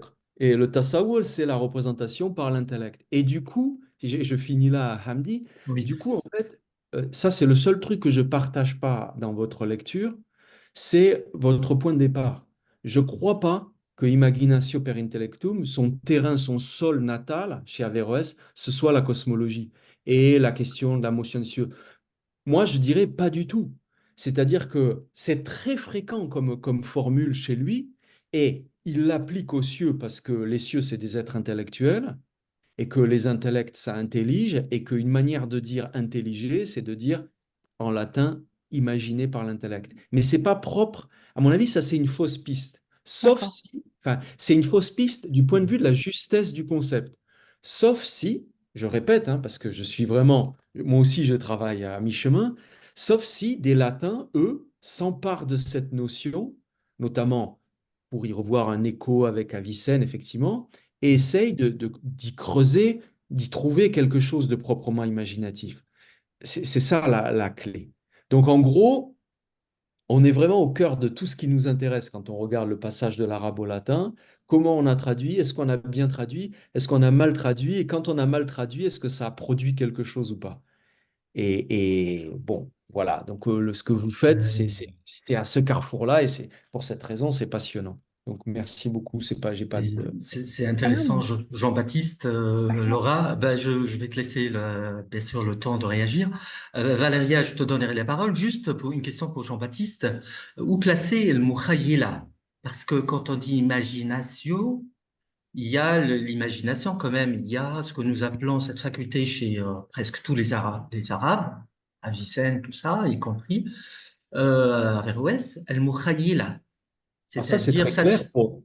est-ce Oui, que ça, l'imagination, est-ce que ça a un rapport? Parce que tu vas directement à tasawwur. Tasawwur, oui, je suis oui. tout à fait d'accord. C'est un peu la conceptualisation, ça a un rapport avec les concepts, la construction ou l'élaboration de concepts. Mais on n'est pas encore là. Avec le mukhayyila, peut-être il y a une Alors, je allusion te à réponds cette de... faculté d'imagination, mais d'imagination qui t'appelle le quwa al-wahmiya, qui existe chez les animaux, mais que Ouais, le mukhayala qui existe chez l'humain et qui est un pas en avant vers l'intellection. je te réponds deux choses. C'est très simple. En fait, tasawwur, pour ces Arabes du XIIe siècle, et même avant, c'est un terme équivoque. Ça vient du grec, puisque pour Aristote, sentir, imaginer, penser, c'est recevoir des formes. En grec, aidé, aidos, aidé. Et donc, soura. Et donc, le tasawwur, c'est un terme très large. C'est-à-dire que dès lors qu'on a une opération cognitive au sens très très large, qui comprend même la sensation, on a rapport à une soura. Et donc, c'est un tasawwur. Donc, quand on dit je sens, on peut dire que c'est un tasawwur. J'imagine, c'est un tasawwur. Donc, à chaque fois qu'on veut être précis, il va falloir utiliser soit un autre mot, soit préciser tasawwur par quoi. Et mutakhayyila, par exemple, ou mukhayyila, comme tu dis, mais le plus souvent c'est mutakhayyila ou takhayyul. euh, Ça, c'est clairement l'imagination, c'est-à-dire, c'est quoi la différence? Tu as affaire à des formes mais qui sont des formes singulières qui sont liées à l'expérience. Il n'y a pas d'universalité dans la mutakhayila. Ce sont des formes préparatoires au concept, mais c'est la singularité de la forme qui fait l'imagination. Donc en fait, il n'y a aucune équivoque pour un lecteur arabe. À chaque fois que tu auras khayal, takhayyul, mutakhayila, tu sais que tu es dans une phase infra-intellectuelle. Et à chaque fois que tu auras tasawwur, tu sais qu'il va falloir préciser parce qu'on ne sait pas où on est. Donc, c'est une formule. La question, ce serait de savoir pourquoi les latins ont traduit tasawwur par imaginatio. Pourquoi ils n'ont pas fait representatio, par exemple, qui existe aussi. Mais pourquoi on a traduit par imaginatio, sachant que eux-mêmes savaient que imaginatio, ça traduisait aussi mutakhayila, par exemple, ou khayal, ou ça pouvait traduire beaucoup de choses. Donc, le traducteur lui-même savait que c'était problématique, et ce qui est intéressant, c'est de voir l'intelligence des lecteurs. On a cette intelligence chez les Arabes quand ils disent, en arabe c'est bizarre, mais en grec ça devait être ça, et les latins, ils ont fait pareil. Mais c'est tellement, on est au cœur de tellement de problèmes là entre la sensation, l'imagination et la conception et toutes les dimensions logiques que peut-être certains ont eu la tentation d'insister sur quelque chose d'autre. Parce que pour Averroès, vraiment, moi je dirais que c'est une formule vraiment non problématique. C'est vraiment produire un concept avant de composer des propositions. Et quelle est la dimension imaginative de cette production des concepts? Elle est très forte parce que chez Averroès, il n'y a pas de conception qui soit pure. Ça n'existe pas. Toute conception est appuyée sur une image. Donc en cela, on peut dire presque, en vérité, si on est très bon lecteur d'Averroès, il faudrait inverser la formule et dire que tout intellectio est une intellectio per imaginationem. Et donc, mais bon, du coup, imaginatio per intellectum, bon, on pourrait. Il y a toujours de l'image dans une. À chaque fois que je pense à un concept, même si c'est ce qu'on pourrait appeler une intuition, c'est jamais une intuition intellectuelle pure, c'est toujours le concept de cheval, mais appuyé plus ou moins consciemment sur des images de chevaux. Donc il y a toujours de l'imagination quelque part. Mais c'est non problématique parce que c'est vraiment la première opération de la logique. Après, on va composer, après, il va y avoir de la vérité, après, on va se tromper, après, il va y avoir du temps, etc. Mais encore une fois, moi, ce qui me fascine, ce qu'il faudrait pister, c'est le destin de cette formule dans le monde latin. Il y a peut-être d'autres latins, indépendamment de Pierre Doriol, qui ont essayé de créer un, parce que, parce que en fait, l'idée qu'on pourrait avoir, qui est très sensée, ce serait quoi une imaginatio per intellectum? C'est une imagination humaine, en ce sens que c'est une imagination qui est rationalisée par la présence de l'intellect. C'est-à-dire qu'on ne mange pas comme des animaux parce qu'on est des êtres intelligents. Donc même nos opérations physiques, elles sont traversées par l'intellect. Quand on n'imagine pas comme un oiseau, parce que l'intellect est là, en fait, qui éclabousse notre imagination. Donc, ça a un sens aussi de cette façon-là. Mais ça, c'est une lecture très intéressante, téléologique. Mais peut-être il faudrait vraiment voir les effets d'une traduction difficile de l'arabe en latin, qu'est-ce que ça a donné. Mais encore une fois, merci d'avoir sorti ces textes de Pierre Doriol, parce il y a effectivement, il y a quelque chose là, quand il parle de rhétorique, c'est-à-dire les moyens qu'on va faire jouer pour stimuler l'opération de conception. Voilà. Pardon, j'ai beaucoup parlé, mais Oui, vraiment, je vous même, remercie beaucoup. et de poésie, et de poésie. Et Laura, Absolument. une réaction? Non, mais merci infiniment pour ces précisions qui, moi, m'enrichissent beaucoup, bien sûr. Moi, ce que je trouve particulièrement intéressant chez Auriol, c'est que précisément pour lui, l'imagination super intellectuelle, c'est pas la conception. C'est-à-dire que c'est tout ce qui succède. Et donc, il renverse l'édifice bâti précédemment. Enfin, il récupère Averroès et enfin, il marie effectivement à Tassaour, il va le renverser, quoi. Mm. Et alors moi, si je suis partie de sa cosmologie, c'est parce qu'en fait, j'ai suivi le mouvement d'Auriol. C'est-à-dire qu'Auriol, quand il découvre l'expression, en tout cas dans l'écrit, c'est d'abord quand il discute de Mm. cosmologie. Donc c'est le Tout à moment fait. où il l'introduit dans son corpus. Mm. Et la manière dont il le lit, donc, comme étant ce qui succède à la conception, ce qui soit la permet, soit ce qui est avant, soit ce qui est après, je crois, en tout cas, pour rebondir sur ce que vous disiez, la corrèle d'autant plus à l'imagination au sens strict. Oui. C'est-à-dire que pour lui, c'est surtout pas l'intuition. C'est absolument pas la conception. Et donc, et il le dit même dans ses textes, hein, l'intuition, c'est la vue, et l'imagination super intellectuelle, c'est l'imagination. Il met ces deux figures d'opération en balance. Et ça va créer chez lui une espèce d'insistance très très forte sur ce qu'il appelle la collegantia potentiarum, donc le fait que toutes les facultés doivent concourir pour obtenir finalement une intellection. Et ça, c'est permis chez lui par cette corrélation entre imagination super intellectum et cogitative.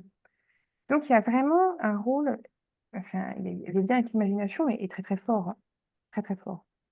Et justement, ce que vous disiez, alors dans la postérité, j'ai pas trouvé d'occurrence pour l'instant, Mm. peut-être que j'en trouverai. Mais ce que vous disiez du fait que les opérations physiques sont traversées par l'intellect, et ça, chez Oriol, c'est présent, très très présent, par exemple. Enfin, vous savez mieux que moi, enfin, votre texte sur les patients chez Oriol le montrait déjà très bien. Mais tout ça, c'est de l'abstraction, en fait, une fois que ça arrive au niveau de l'intellect. Et donc, c'est encore le même parallélisme qui joue. Et je crois que c'est même plus qu'un parallélisme. Je crois que chez lui, c'est une porosité, parce que par certains moments, la cogitative, on a l'impression que c'est elle qui parle. Enfin, donc, Merci. Merci beaucoup. non, Merci, Chers amis. merci, merci J'aime beaucoup. merci de Jean-Baptiste. votre présence. Merci, à bientôt. Valéria? Oui, merci beaucoup Laura, merci Hamdi, et merci aussi à Jean-Baptiste. Cette conférence est vraiment extraordinaire. Voilà, je vous remercie vraiment de tout cœur. Et je voudrais commencer, en fait, ce n'est pas une remarque, même pas une question, c'est juste une réflexion sens qui suit au raisonnement de Laura. Mais je voudrais, comme Jean-Baptiste évoquait la question de la traduction latine de l'expression d'Averroès, je voudrais préciser, en fait, c'est ma proposition, en fait, en réalité, que imaginatio ne traduit pas l'imagination. En fait, nous sommes dans cette traduction, nous sommes dépistés par le latin tardif qui a donné ce sens dans les langues romanes, notamment en latin comme en italien. En imagination a produit le mot imagination. Mais en latin médiéval, l'imagination est simplement une autre chose qui est plus proche, beaucoup plus proche de tasawwur. C'est le fait de créer des images.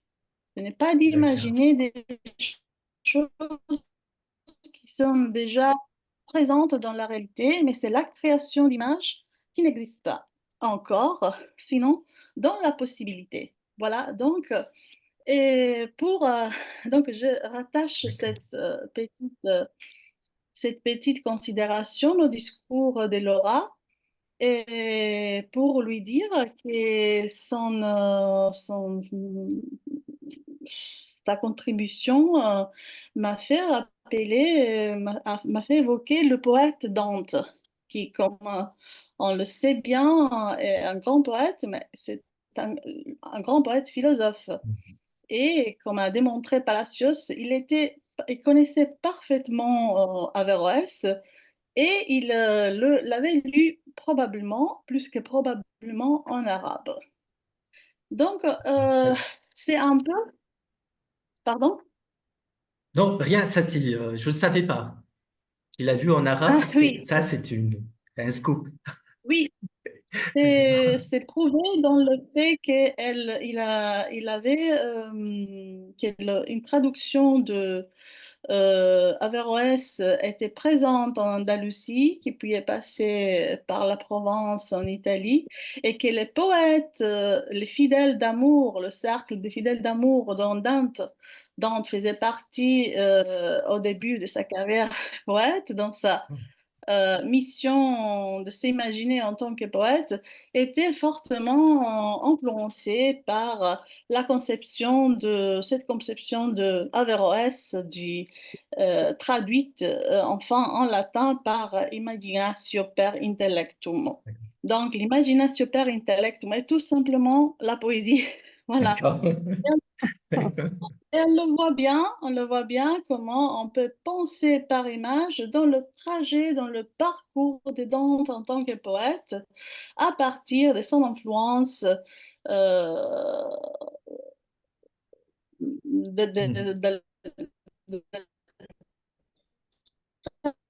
d'avoir été influencé, soit dans un premier temps, euh, dans sa poésie d'amour, mais surtout dans la conception de la Divina Commedia, de la Divine Comédie.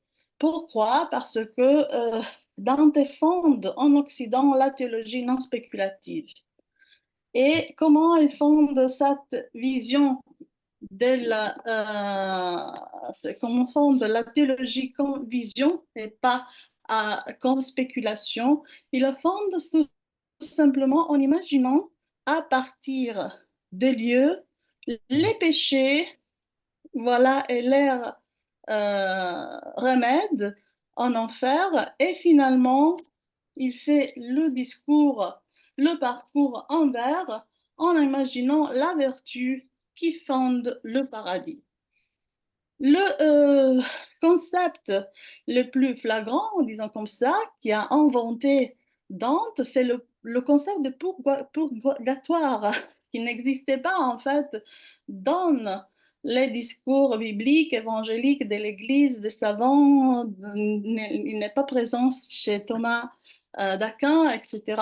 Le purgatoire, c'est le lieu intermédiaire entre la punition définitive et la rédemption, qui est sorti de toutes pièces de l'imagination d'un poète.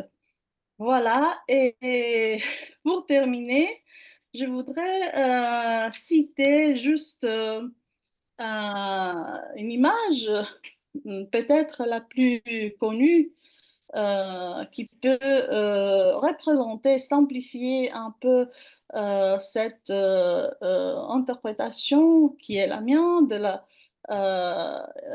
l'imagination, que je répète, ce n'est pas l'imagination, mais la création par image, per intellectum, qui est l'épisode de Paolo et Francesca en enfer. Paolo e Francesca, Dante dit Galeotto fu il libro e chi lo scrisse. C'est-à-dire Paolo et Francesca se découvrent amants avant de l'être, en comprenant ce qu'ils lisent dans un livre. Donc, c'est le concept qui détermine l'image d'eux-mêmes en tant qu'amants. Et c'est dans cette image d'eux-mêmes qui est compris avant de l'être qui est l'essentiel de leur péché. Voilà, c'est tout. Merci. Merci Merci à vous. Valéria. C'est une très belle image. Pour finir, merci. Merci à vous. Alors, je découvre que Dante a été influencé par Averroès. Alors, enfin, Ah oui, on sait très bien qu'il a été influencé par un autre poète. Poète, c'est Abul Ala el-Ma'arri. C'est un grand poète arabe qui est aveugle, qui s'est confiné chez lui pendant 50 ans, je crois. Il a produit vraiment une belle poésie, très, très sophistiquée. Il a écrit une prose sous le titre de Risalat al-Ghufran, c'est-à-dire le traité du pardon, je ne sais pas comment on traduit. Et c'est vraiment, c'est presque la même œuvre que celle la comédie divine de Dante, c'est-à-dire c'est par l'imagination. Il a décrit un peu ce qui s'est passé en enfer et c'est un peu.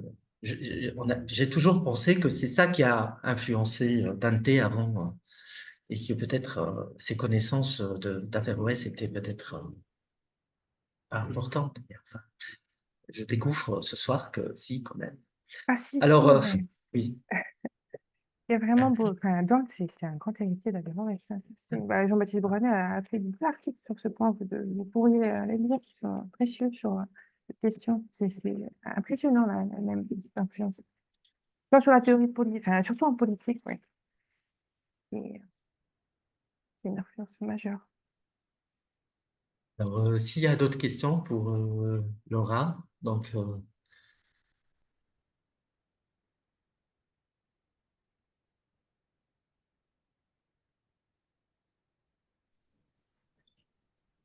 Hamdi, s'il vous plaît. Oui, alors Farid, oui, Farid est un professeur Bonjour tout le monde. de logique et de philosophie arabe à Alger, Bonjour. en Algérie. Bonjour, Laura. Alors, moi, bon, je suis vraiment branché beaucoup sur Averroès, mais là, je ne me retrouve pas cette conception par rapport à la logique. Là,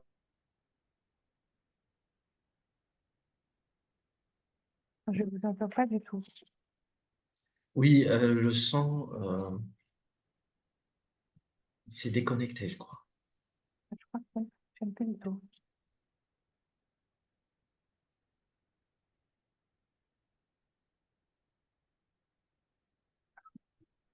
En attendant que Farid revient parmi nous, c'est un spécialiste de logique arabe classique. Il a publié un manuscrit d'Ibn Nafis, d'un traité de logique. Alors, je crois qu'il est... Ça y est. Farid, Oui, tu t'es déconnecté, s'il te plaît. Est-ce que tu peux euh, reformuler, répéter ta question parce qu'on n'a le, rien entendu. le son, c'est bon? Le son, À peu là près. maintenant c'est bon. Vous m'entendez? Parfait. Donc, je disais, je veux bien. Oh là là. C'est bon, Farid. C'est bon? C'est Oui. bon. Mais par contre, moi, je ne reçois rien. Je vous Ah, entends, mais je n'ai pas le... On t'entend. Bon, d'accord. Vas-y, Farid.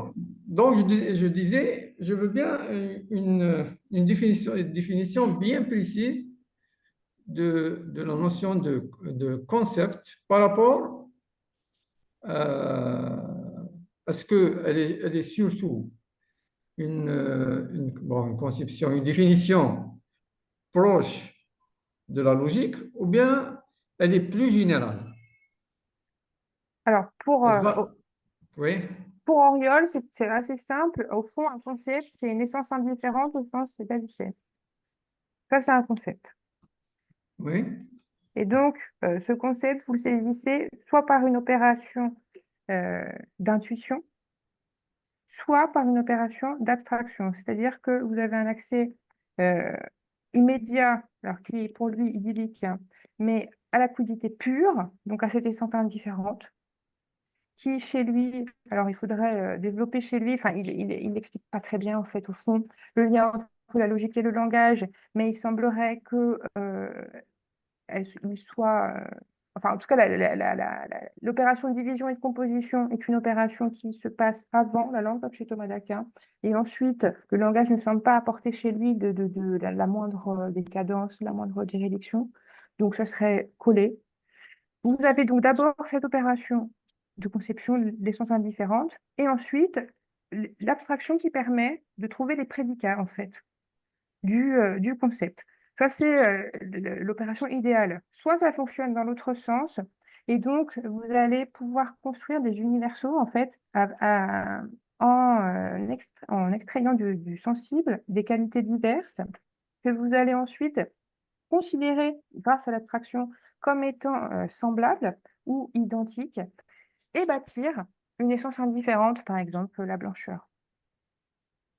Est-ce que je vous réponds? oui. Mais je C'est sais pas un pas. logicien du tout, hein. Il ne fait pas de logique pure. C'est-à-dire que un concept, c'est une essence. Donc, ce qu'il appelle concept, c'est une qualité. Et- Euh, donc l'idée de concept là, elle est plus générale que la notion de concept en logique. Ah oui, oui. Ce n'est pas une simple abstraction et de généralisation. Ça, ben, l'opération cognitive qui y mène, la plupart du temps, oui, est une abstraction. Après, c'est un franciscain, et les franciscains, ils considèrent que alors, la question est de savoir si elle est possible dans cette vie ou pas, mais il existe une faculté qui s'appelle intuition et qui permet un accès immédiat à la fluidité des choses. Pas aux substances, mais aux fluidités. Donc, Merci. C'est le nous aristotélicien ou c'est autre chose? bah, ça y ressemble, hein. Ça y Ça ressemble, ressemble. effectivement. Enfin, c'est cette lecture des secondes analytiques un peu, qui est un passage très, très, très, très ambigu chez Aristote. Il semble dire qu'il y a une intuition des principes. En fait, tout ça, ça vient de Bacon, en fait, hein. Cette idée qu'on pourrait... Mais oui, vous avez raison de dire que ça ressemble au nous. Oui, Euh, ce ne sont pas de Merci. purs empiristes du tout. Le concept, c'est pas une généralisation. De toute façon, il y a une essence dans les choses pour la plupart d'entre eux, hein. Chez Oriol, c'est plus compliqué. Mais ça ne peut pas être une généralisation s'il y a une essence dans les choses. C'est forcément euh, soit une saisie par Euh, abstraction, soit une oui. saisie par intuition. ce qu'on appelle en arabe le ma'qoulat al-oula ou le ma'qoulat al-thaniya, c'est-à-dire les premiers intelligibles ou les seconds intelligibles, je sais pas. C'est-à-dire ce qu'on arrive à extraire par abstraction et ce qu'on arrive à partir d'autres, on peut dire, entités intelligibles de construire par conceptualisation. Est-ce que cette dichotomie peut être considérée? Moi, je veux revenir sur, par exemple, le tasawwur. Le tasawwur, c'est-à-dire, je me demande si c'est pas vraiment, c'est pas lié directement à des facultés de l'âme, à des facultés de cognition ou d'une psychologie, plutôt au langage. Je pense, quand on ouvre un traité de logique, on voit que le traité est divisé en deux parties. Tasawwur, c'est-à-dire des considérations de langage qui interviennent. Par exemple, la distinction entre termes singuliers, termes généraux, les définitions, etc. Tout, c'est une sémantique. Ce n'est pas une psychologie, c'est une sémantique Mhm. qui est à la base, qui est le noyau du tasawwur. Pour ça, moi, j'ai du mal un petit peu à mélanger entre eux. Enfin, même si j'ai appris aussi ce soir que vraiment, c'est un sens au latin, au terme latin qui est vraiment bien spécifique. Il faut pas. Et deuxième chose, est-ce qu'on peut contre Jean-Baptiste justement, et parce que ces moments, le statut d'Averroès est toujours un commentateur du grand Aristote, le maître. Aristote, c'est-à-dire celui avec lequel la philosophie a pris sa fin, c'est enfin réalisé. Il n'y a plus de philosophie après lui. Est-ce qu'il faut vraiment, on peut séparer la philosophie d'Aristote de la théologie astrale? Alors, je réponds à votre première remarque d'abord. Je précise simplement que, en fait, jusqu'à Guillaume d'Occam, en gros, alors chez Duns Scott, c'est compliqué, mais l'idée qu'il y aurait une stricte convertibilité entre la conception et le langage, c'est pas du tout partagé par les médiévaux, pas du tout. C'est-à-dire que l'opération de langage, elle est subalterne presque. C'est-à-dire qu'il y a d'abord les opérations de conception qui sont en dehors du langage, puis de composition et de division qui sont elles-mêmes en dehors du langage. La question qui existe, c'est celle de savoir dans quelle mesure le langage colle à ça ou pas. Mais donc, plus vous creusez l'écart, en gros, plus vous êtes platonicien. Et voilà. C'est Guillaume d'Occam, en fait, le premier grand théoricien qui va coller des deux choses. Donc, on ne peut pas considérer que c'est identique chez eux. Alors, pour la question, alors, est-ce qu'on peut, donc, vous me demandez si on peut décoller Aristote de la théologie astrale, c'est ça? Ben, C'est-à-dire, pour celui qui a lu le problème de l'être de Pierre Aubinck, le problème de l'être et l'échec de tout le projet de fondateur d'une métaphysique, philosophie première, tout ça échoue. Donc, et finalement, ce qui a été annoncé comme une philosophie première euh, se clôt, enfin, débouche sur une théologie astrale. Est-ce qu'on peut vraiment lire Aristote et bien sûr Averroès sans prendre en compte du fait que beaucoup de nos facultés, etc., sont liées à un ordre cosmologique, je veux dire. mais disons que voilà, il est patent que c'est ce qui se produit. Donc, peut-on le faire, on va dire, de droit? Je pense que oui, évidemment, de droit. Il y a certains auteurs plus tardifs qui vont le faire. D'ailleurs, considérer que ce qui est important chez Aristote, c'est d'abord son ontologie et qu'on peut la décorréler de sa théologie ou de son théorie cosmique. Averroès ne le fait pas, bien sûr.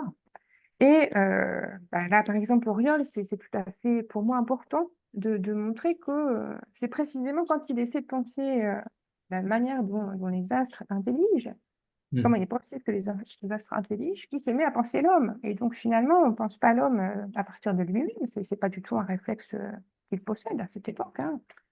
On pense d'abord les hommes par rapport à leurs principes, et en l'occurrence, ici, des sphères célestes. Donc, alors, ce ne sont pas les principes de la résistance, bien sûr, hein, mais en tout cas, quelque chose qui excède l'humain dans son impuissance et dans sa faiblesse. Et donc, pour moi, en tout cas, à ce moment-là, non. Certains le font, bien sûr. Mais cette analogie est toujours extrêmement forte. Enfin, Jean de Gendin, c'est pareil. C'est bien, Jean-Baptiste Brunet, il l'a prouvé d'ailleurs. très bien que j'entends bien, l'analogie entre cosmologie et psychologie, elle est inévitable. Je crois, hein. Merci. Hamdi, s'il vous plaît, Oui, Farid, je oui, t'en pour ce prie. qui est des معقولات الأولى المعقولات الثانية, Oui, c'est-à-dire là, c'est une forme de division pas de division, une forme d'échelle des concepts. Quand on parle de معقولات الأولى, bon, je vais le clarifier par un exemple. معقولات الأولى, ce sont les concepts qui sont liés directement aux objets. C'est-à-dire, si on dit homme, on parle de Hamdi, de Laura, de Hussam, etc. Mais si on dit un genre, l'homme est un genre, le genre, là, on est معقولات ثانية, second degré. Là, on est à peu près dans la théorie des types de Russell. Et c'est comme ça que ça, à chaque degré, معقولات الثالثة, et ainsi de suite. C'est ça le sens de المعقولات الأولى والثانية والثالثة et tout. C'est-à-dire, on peut dire de Hamdi que c'est un homme, mais on ne peut pas dire de lui que c'est un genre. Ah oui, C'est l'homme qui est un genre, oui. et ainsi de suite. Ça, c'est une intention seconde au Moyen-Âge. On appelle ça une intention Voilà, seconde. premier, second, etc. Oui, oui. merci. De rien. Oui, Laura? Comment est-ce qu'on les obtient? C'est ça que vous me demandez? Non, non, non, c'est juste Oui. Pour C'est une, une une réflexion. précision. précision. D'accord, oui, merci. Très Réponse bien. à Hamdi. Oui. D'accord, merci. Parce que c'est vraiment c'est un terme. المعقولات الأولى, D'accord, المعقولات الثانية, et ainsi de suite. d'accord. Et c'est un terme logique, hein. Mais je m'en souviendrai. Oh, merci. C'est-à-dire, moi j'ai insisté sur le fait que peut-être l'intellection peut avoir une autre souche que sensible ou empirique ou Oui, c'est objectuelle, c'est-à-dire elle peut avoir une souche un peu justement d'intelligibilité pure, d'intellection euh, pure. Et justement, c'est ça qui un peu. succède d'abord à une opération sensible, mais enfin, chez les latins. C'est-à-dire que pour obtenir l'intention seconde, donc le genre par exemple, il va d'abord falloir effectivement, alors vous ne pouvez pas l'intelliger complètement, mais saisir une substance, puis de cette substance extraire l'essence, donc homme, puis ensuite, dernière étape, trouver son genre. Et donc là, ça sera une opération réflexive de l'intellect, mais les sens auront d'abord été mobilisés nécessairement. Oui, il y a toujours le risque de lire, comment dirais-je, Aristote à l'aune de Platon. Il y a toujours Oui, bah oui, c'est un courant, le d'ailleurs, piège. Faut pas bien en sûr, dire. oui, bien sûr. Bon, s'il n'y a pas d'autres questions, je suis maintenant triste de vous dire que je vais mettre un petit peu fin, au moins pour le Bien moment, sûr, à cette belle bien sûr, conversation. très bien. Et Même- vraiment, c'était très intéressant. J'ai personnellement beaucoup appris. Et c'est vraiment quelque chose de pointu quand même, de spécialisé. Il faut vraiment des gens qui sont spécialistes, des experts pour pouvoir Oui, alors peut-être qu'il discuter, faudrait prendre les etc. choses autrement aussi, parce que c'est vrai que Il y a aussi le latin. Je crois que là, ça montre l'intérêt et l'utilité du latin pour des recherches et des études philosophiques. Sans parler du grec, sans parler de l'arabe classique, bien sûr. Je pense là, l'importance de la langue. Parce que quand tu nous as montré des textes en latin, vraiment, on était le fait d'être d'ignorer, de ne pas pouvoir lire un texte, c'est très c'est je m'excuse si handicapant c'est le pour cas. un philosophe et un chercheur. Je pense que c'est ça, c'est très Ah, mais important, ça, je le m'en latin. Le excuse, parce latin. que c'est quelque chose que j'aurais pu faire. Le latin, c'est Enfin, très important. Mais c'est le dommage problème, c'est que si qu'on... je voulais montrer, si je les traduisais, vous ne voyez plus les termes. Non, Alors, non, non, mais c'était très bien. c'est toujours un peu compliqué. Ouais, Je me suis c'est dit, très oh, bien. Ça montre vraiment l'importance du latin et pour mieux régler et comprendre et éclaircir beaucoup de choses en philosophie, en pensée, je veux dire.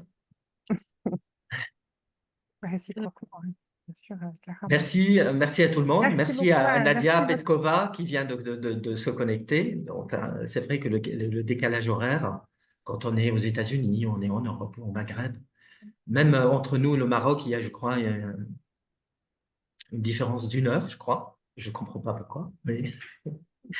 Alors, ce décalage-là, bon, enfin, tout ça, on essaye de harmoniser et dans le dialogue, un peu dans la différence.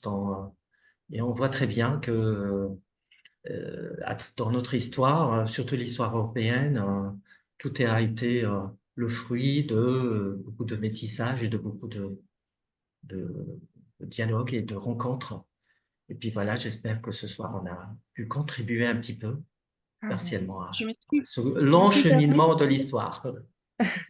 Voilà. merci, mais oui, je crois. Merci, à très Merci bientôt. À très beaucoup. bientôt. À Je vous bientôt, au donne plaisir. rendez-vous le 1er Ah, juillet avec Michel D'accord. Weber.